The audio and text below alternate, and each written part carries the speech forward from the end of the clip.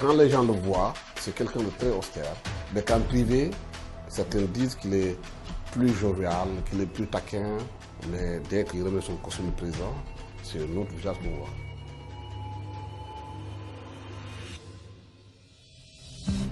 Après 7 ans, je me devais de me dévoiler un peu plus à l'endroit de mon public qui m'a fait confiance.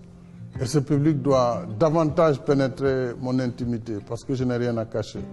Je suis un Sénégalais de parents venus du Fouta, d'ethnie Pulaar, qui ont migré vers le pays sérère, le Sine, issu d'une famille modeste qui m'a inculqué quand même des valeurs essentielles de notre terroir. La dignité, le courage et l'humilité constituent parmi d'autres valeurs des valeurs fondatrices. Je ne suis pas timide, je suis présenté comme un homme austère, sévère, mais ça c'est une caractérisation qui parfois est peut-être plus liée à la fonction. Quelles que soient mes convictions, j'essaie toujours d'écouter avant de décider. Quelles que soient les difficultés, il faut prendre le temps de les examiner, ne pas se laisser entraîner. Je ne m'emballe pas vite, je ne m'énerve pas vite, mais une fois quand j'ai pris une position, il m'est difficile de revenir là-dessus. Mon ambition, c'est toujours de parachever ce que j'entame. Donc, tant qu'il y a du travail, ça me donne de l'énergie pour moi-même me mettre au service de mes concitoyens. Pour le moment, je prie Dieu et je remercie le bon Dieu de m'avoir donné la santé de pouvoir justement être apte à conduire toute cette activité avec autant d'énergie. Le Sénégal doit être ma préoccupation principale. Il doit être le souci de ma réussite. Ces valeurs qui ont marqué la vie des ancêtres dans ce territoire du Fouta, de résilience, de courage, mais aussi d'honnêteté. C'est cela qui, je pense, caractérise mon action politique. Et ces valeurs, vous les retrouverez dans tout mon parcours.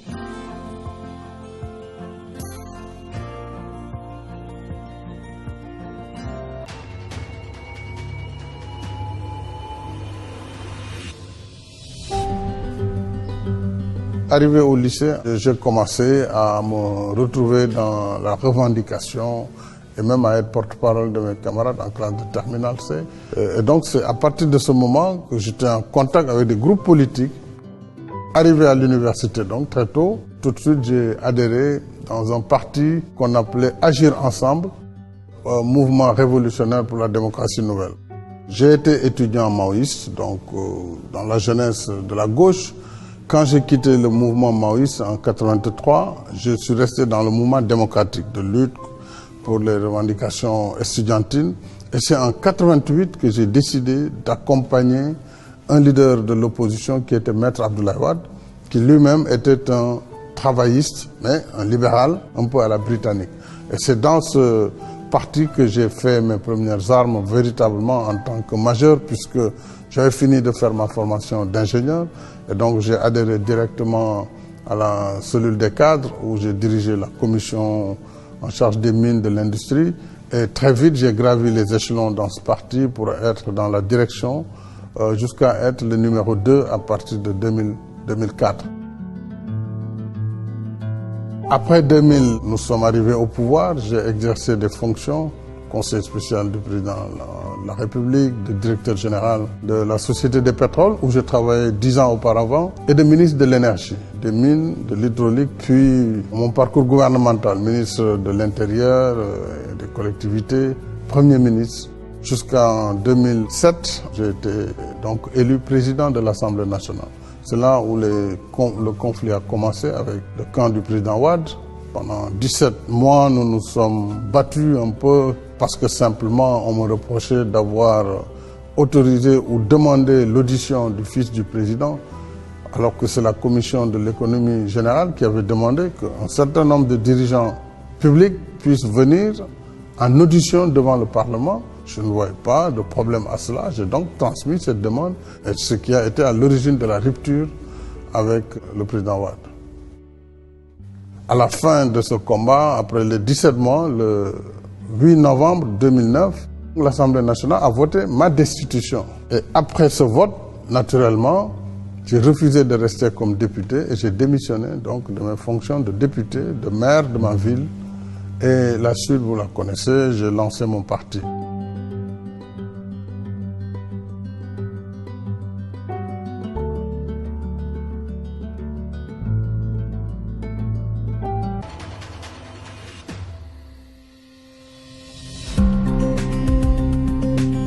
Benno Bokk Yakaar est la coalition qui a été mise en place au lendemain de mon élection. C'est vraiment un rassemblement énorme de partis politiques, de mouvements citoyens qui constituent ce Benno Bokk Yakaar, s'unir ensemble pour l'espoir. C'est cette philosophie du partage, cette philosophie de la responsabilité qui est le fondement, en tout cas, de cette coalition et qui a permis d'éviter tous les écueils. Le secret de la coalition, c'était la conviction que l'heure des échappées individuelles est révolue. Si nous voulons bâtir un pays, surtout un pays en développement, nous devrions accepter nos différences. C'était le socle de cette coalition. Et en tant que président de la coalition et président de la République, j'ai tenu également à faire comprendre à mes partisans, mon parti, que ma gouvernance était inclusive. Et j'entendais sur tout le mandat rester avec les alliés. Et j'entends aujourd'hui, tant que je serai à la tête du pays, gouverner de cette manière avec toutes les forces politiques, sociales qui veulent bien accompagner notre combat pour le développement du Sénégal.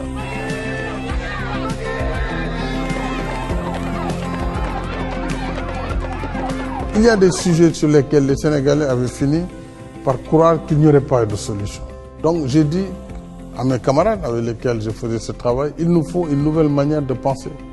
Il faut un nouvel ordre des priorités. Et c'est comme ça que naquit ce programme que j'ai présenté aux Sénégalais qui s'appelle le véritable chemin du développement en Wolof, Yoonu Yokkute.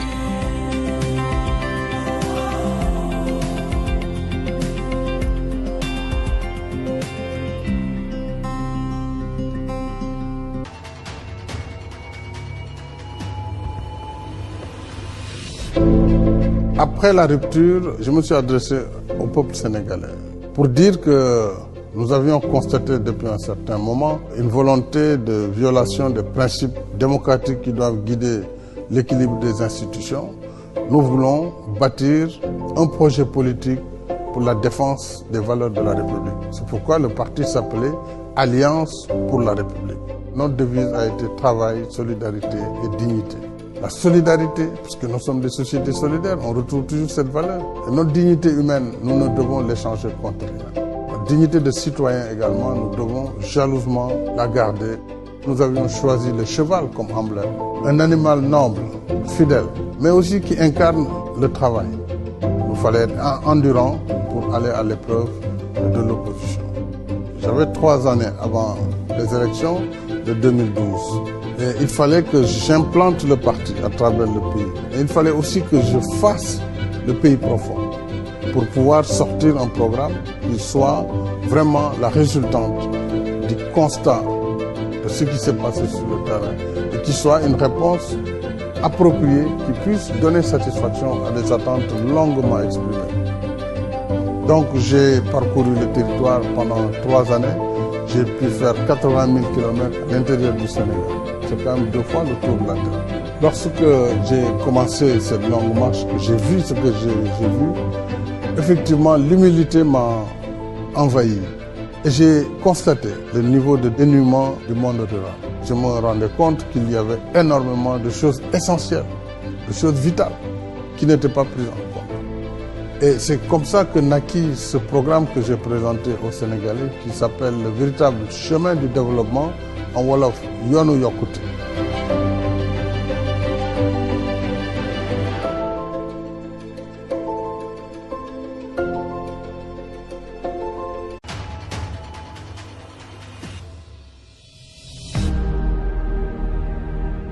Lorsque j'ai été élu, j'ai trouvé des urgences absolues. À la suite de la longue marche, j'ai condensé les différentes revendications. Dans toutes les revendications qui m'étaient faites, la question de l'eau revenait, la question de l'électricité revenait. Le village manque d'électricité, l'accès, les pistes d'accès. plus le matériel d'allègement des travaux ménagers des femmes. Ce sont ces 4 priorités qui ont été condensées dans un programme que j'ai appelé Programme d'urgence de développement communautaire, PUDC. Nous avons pu réaliser par exemple près de 450 forages. Aujourd'hui, nous sommes passés de 85% à 91% de taux d'accès à l'hydraulique rurale. Le PUDC, c'était aussi l'électrification. Nous avons trouvé près de 1800 villages sénégalais étaient électrifiés. Nous en avons rajouté 1500 en 5 ans. Les pistes de production, c'est une dimension importante, mais surtout, les femmes sénégalaises en milieu rural continuent à souffrir de la corvée de l'eau, de la transformation des graines. Là aussi, plus de 6000 machines ont été mises à contribution afin de mécaniser un peu plus et de libérer un peu plus la femme sénégalaise. C'est un peu la philosophie de l'action et le culte du résultat. C'est vraiment ce qui caractérise mon action de tous les jours. Je crois que par rapport au rattrapage auquel nous avons été confrontés, rattrapage sur les infrastructures, sur l'énergie, sur l'hydraulique, ce sont des choix technologiques nouveaux. Ça, c'est un peu la touche de l'ingénieur, si vous voulez, cette modernisation de notre société tout en restant attaché à nos valeurs de tradition.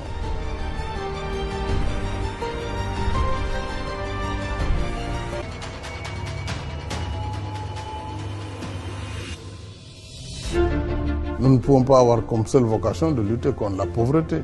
Ce serait manquer d'ambition. Donc, j'ai requalifié le programme Yoonu Yokkute en plan Sénégal émergent sur la base de 3 objectifs. La transformation structurelle de notre économie, comment nous devrions produire pour être un pays producteur. Deuxième volet essentiel, le capital humain. Vous avez tout ce qui est éducation et santé, mais aussi toute la politique d'inclusion sociale. Et enfin, le troisième, c'est la construction, la consolidation de l'état de droit. C'est la justice, la bonne gouvernance, mais c'est également tout le volet sécurité dans un contexte où nous devons faire face également à nos obligations de protection de nos populations et de notre territoire. Le plan Sénégal émergent est aujourd'hui le seul référentiel de nos politiques publiques. Il a pour ambition de mettre une société développée dans un horizon 2035. Les conditions sont réunies pour que nous transformions notre système économique, que nous produisions plus en élevage, en agriculture, en pêche, que nous fassions plus d'économies, plus de valeur ajoutée, que nous ayons une économie plus apte à donner de l'emploi, évidemment avec plus de solidarité, parce que ça ne sert à rien d'avoir une richesse si c'est pour une minorité, mais il faut que cette richesse soit judicieusement répartie. C'est donc ce volet 2 de l'inclusion, du capital humain et du développement durable que nous avons à travers tout le module éducation, formation professionnelle, mais aussi politique d'inclusion. Par exemple, dans ce module, vous avez la couverture maladie universelle qui permet aujourd'hui la gratuité des soins pour les enfants de 0 à 5 ans avec l'assurance qu'ils feront leur vaccin. Mais c'est également la carte d'égalité des chances qui est offerte aux personnes vivant avec un handicap. Et c'est surtout la gratuité d'un certain nombre de soins, tels que la dialyse, tels que la césarienne. Enfin, il faut que nous luttions contre la corruption, puisqu'elle a véritablement retardé l'Afrique. Et si nous ne faisons rien, évidemment, les richesses qui sont là seront captées par les élites. Et enfin, veiller à ce que l'état de droit soit respecté, mais aussi que l'État soit capable de défendre son territoire contre tous les ennemis, y compris contre le radicalisme et le terrorisme. Un Sénégal pour tous, c'est l'inclusion, et un Sénégal par tous.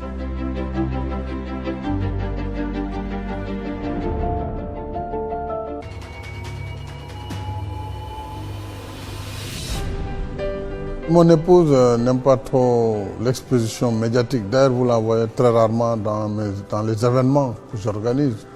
Mais en général, elle préfère agir dans l'ombre et travailler aussi dans un segment, c'est le segment social. atteindre les malades, par exemple, dans les quartiers, ou les personnes âgées. Elle a créé une fondation qu'elle a appelée Servir le Sénégal. Et cette fondation a beaucoup agi dans la banlieue et depuis, évidemment, elle est restée dans l'accompagnement médical, beaucoup, mais aussi dans le soutien social pour ces populations. Elle s'attaque à la pauvreté, elle passe chez les gens plus diminués, vers les banlieues là, elle fait du social. Machallah, c'est une grande dame, elle est en train d'aider son mari, donc nous on est derrière elle, derrière Marième Faye Sall. Franchement, c'est une référence, machallah. Oh, excellente première dame, une femme dynamique, bien posée, éduquée. C'est une femme modeste, gentille, une femme simple. Son épouse a une image aujourd'hui auprès des populations qui est une image très positive.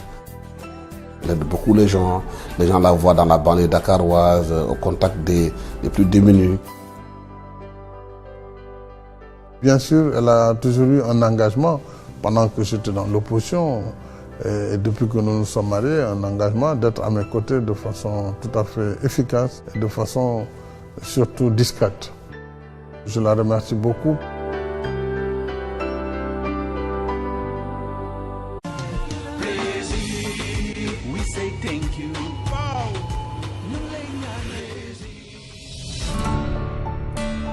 Sur le plan du bilan et des résultats, notre opposition ne nous attaque pas d'ailleurs parce qu'il se garde bien de rentrer dans ce sujet. Quel que soit le secteur, les infrastructures, l'énergie, l'hydraulique, nous avons des solutions d'urgence, des solutions durables. Et on est passé de 1,7 à 6,8, 7,2% de croissance l'année dernière. Et pendant les 4 dernières années, on a eu une croissance supérieure à 6,5% régulièrement. Mais nous n'avons pas achevé, bien sûr, tous nos objectifs, puisque le Sénégal n'est pas encore un pays réellement émergent. Il faut que tous les accès universels à ces services sociaux de base soient réglés pour qu'enfin nous puissions considérer que nous avons atteint un niveau de développement tel que désormais on peut parler d'un pays émergent comme nous l'avons vu pour certaines économies asiatiques, la Corée du Sud, Singapour, etc. Le pétrole et le gaz, nous devons en faire une bénédiction. Ça veut dire que nous devons tirer le meilleur profit de ces ressources pour renforcer notre économie et ne pas penser que parce qu'il y a du pétrole et du gaz, on va se croiser les mains. C'est des revenus nouveaux qui seront aussi bien utilisés puisque nous avons prévu une loi sur l'utilisation future des revenus pétroliers.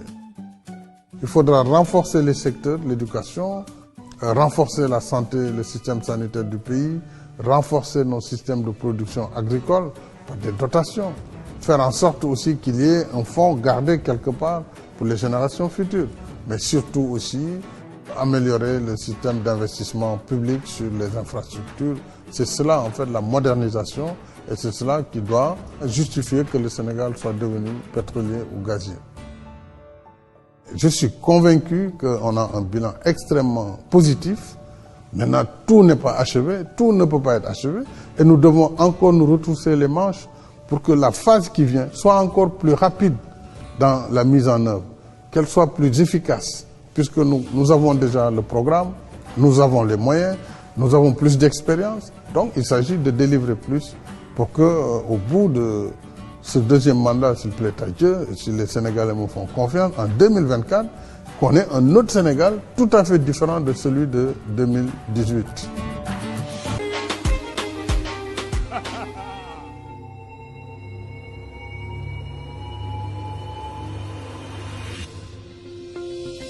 Je me suis dit à partir de 2013, donc un an après ma prise de fonction, que Dakar est tout fait. Dakar est une presqu'île.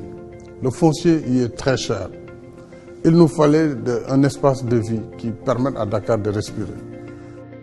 Et le long de l'autoroute, il y avait des vergers, des champs, etc. Je me suis dit, si nous prenions un espace entre l'aéroport et Dakar, nous pourrions aménager près de 1600 hectares et mettre des fonctions essentielles, à la fois pour l'administration, pour le secteur privé, mais aussi pour l'habitat. et les centres de recherche. En même temps, nous avions le sommet de la francophonie qui s'annonçait.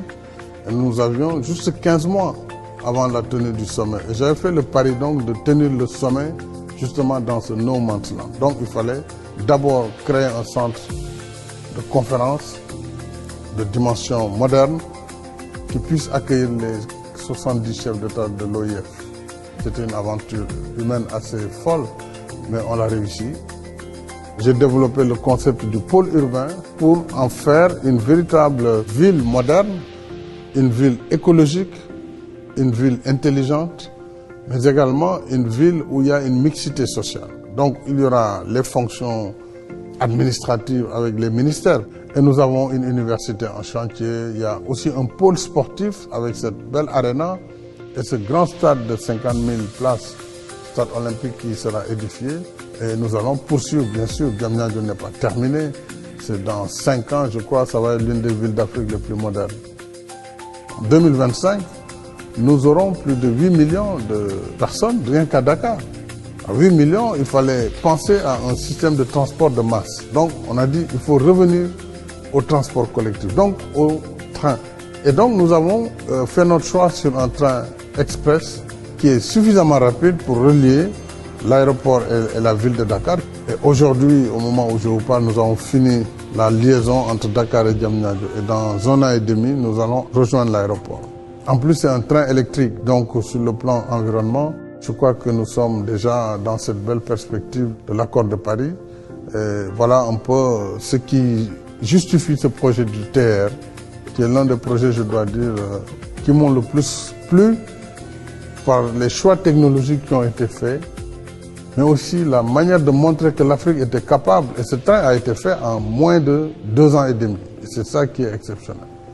Et les gens m'avaient dit que ce n'était pas possible. On voit bien que tout est possible si l'engagement est là et surtout la persévérance.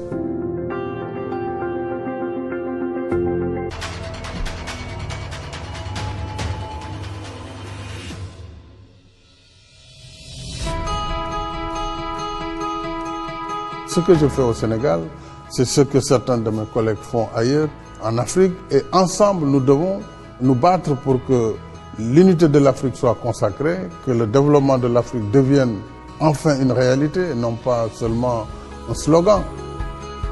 L'Afrique doit être prise comme partenaire, l'Afrique doit être considérée, l'Afrique doit être respectée, puisque l'Afrique est prête également à jouer son rôle dans un monde globalisé. Nous avons un continent de 30 millions de kilomètres carrés, une population de près de 1,2 milliard, dont au moins 300 millions ou 400 ont un pouvoir d'achat. C'est un vaste marché. Mais il faut juste certainement venir vers ce marché, mais avec un esprit de partenariat gagnant-gagnant. Il faut un nouveau regard sur l'Afrique. L'Afrique d'hier est différente de celle d'aujourd'hui. C'est des générations nouvelles qui sont sans haine par rapport à l'histoire, mais qui ont besoin juste d'être considérées, d'être consultées et de travailler ensemble. L'éducation et la formation restent les adjuvants sans lesquels on ne peut pas tirer profit de la jeunesse de notre population. Il nous faut justement former cette jeunesse dans ce qui fait avancer le monde. Mais il faut qu'ils soient déjà branchés et connectés, qu'ils soient des citoyens donc, du monde numérique. Donc nous, Africains, devons aussi être des hommes et des femmes de science pour hisser notre société et la mettre aux normes de ce qui se fait de meilleur dans le monde. Apprivoiser la technologie, être dans le monde de l'innovation, être dans l'économie numérique, c'est aussi quelque chose que l'Afrique doit réussir. Mon message à l'endroit des Sénégalais, c'est de leur dire de continuer à croire en leur pays, de continuer à refuser les manipulations ou les appels à la violence, puisque la violence n'a jamais rien réglé, et de continuer à faire peser leur choix par le geste citoyen du vote, et de voter là où ils pensent que vraiment leur avenir est assuré.